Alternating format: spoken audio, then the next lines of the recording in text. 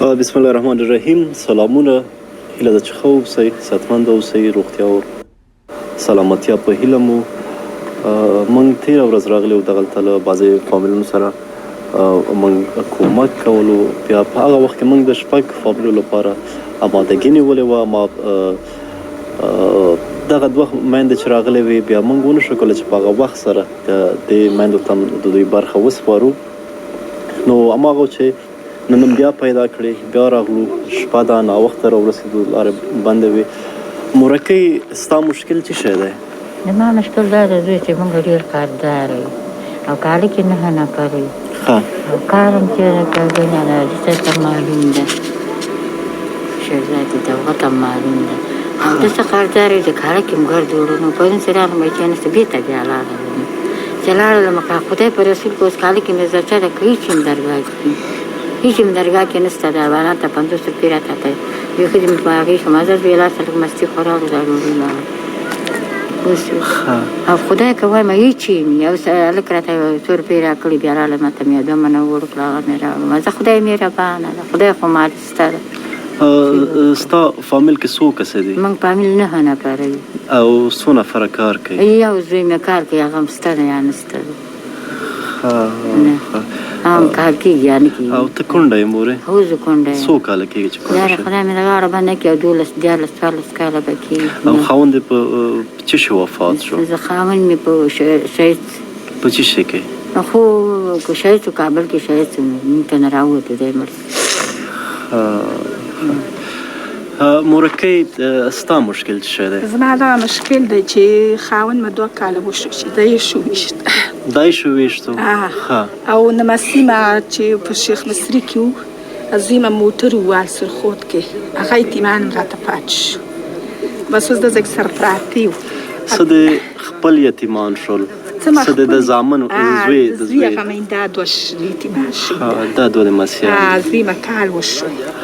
نو اوس نفقه لکه به کېږي؟ اوس نفقه دا ده چې دغه زویمه دی بازار ته پورې ځي که لارې پیدا شي، موږ له چې شی راوړي که پیدا نه شي بس ناست یو. دغه معلم صاحب کره لاړ شم، دا شنه ساعت راکړه پاخې کړو، هغې هم دوړې دره کې بیانېږي. بېګا هم چې تاسو دلته دغه وړي وو دا مواد، زه هغه ځای پورې لاړم او بېرته وګرځېدم، چا چې یاده کړي نه یې منه به ورځم. بیا مې دغه معلم زوی اوس غږ راته وکړ چې دلته راشي.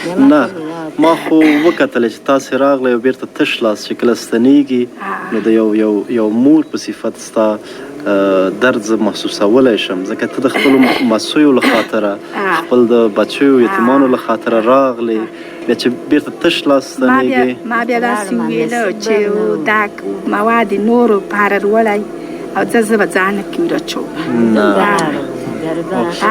نو تاسو دواړه ما ولیدلی چې راغلی، زما پام بیا وګرځېدم، بل ځل هم بېرته وګرځېدم، هلته مې خوا چې لږ وویله چې لږه ما مې یاده کړی او زما هم بچي وږي دي، هغلته وو چې دا نورو په دغه کې راغلي وو او بېګا چې راغلم بیا ما ورته چې لږه ما مې یاده کړی. اصلا موضوع داسې ده مورې چې د یو زوی په صفت نو ما ته تش لاس نه شو لېږلی. ستا ته به یې ومنې که نه، ستا د دواړو له درده ما ټوله شپه یعنې زه نارامه وم، چې دا ورځ د خیره زر تېره شي یا شپه زر تېره شي تر څو دې مینځ ته رسېدګي.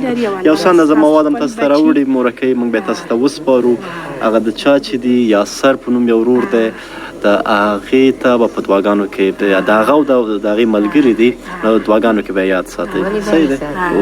ټولې دنیا ته یې تاسو بدرنګئ، تاسو زموږ په غم کې روزئ، الله تاسو خوشحاله لري او الله خپل یتیمان ستاسو بچي مې یتیمان کړي. امین. تاسو د خدای ژوندي لري ما بچي سره، تاسو ته ژوندي لري چې تاسو نور د هم الله خبر ژوندي لري ولري. ټولو مسلمانانو. دا هم د یاسر ور مرسته ده چې لوبیا دي، پوډر دي، د غاښونو کریم دی، مانچې دي، غوړي دي، وریجې دي، دال دی، بوره ده، د وړو خمبیره ده، شین چای دی، کریم دی، وریجې دي، صابون دی، مکروني دی، بل رقم دال دی او وړه دي. مورکۍ، یاسر ورور ته به دعا کوې؟ ټولو ته دعا، الله پاک دې وبخي، الله دې زموږ له مړو سره ټولو کلمه ګوی محمد رسول الله وبخي. تاسو سره د خدای ښه وکړي چې زموږ غم امین. پوه شولو، خدای دې تاسو سره ډېر ښه وکړي چې زموږ غم کوئ او هغه کوئ. هر سړي د خدای ثواب دې غیب و غیبانه وکړي، دنیا د خدای د خیر قرار کړي. امین. تاسو د خدای دغلته کوم دوم فامیل چې دی دې ته هم همدغه اندازه مواد دي د یاسر ورور د مرسته ده. مورکۍ دا هم ستاسې لپاره او چا چې دي هغې ته دعا کوه. الله تاسو آباد کړه، الله ډېر شته د حلالو درکړه، الله همدا چا پاسه کړه. الله تاسو مه بدرنګوئ، تاسو سره زموږ غم وي. الله تاسو په هر ځای کې آزاده لري. امین. خوشحاله اوسئ.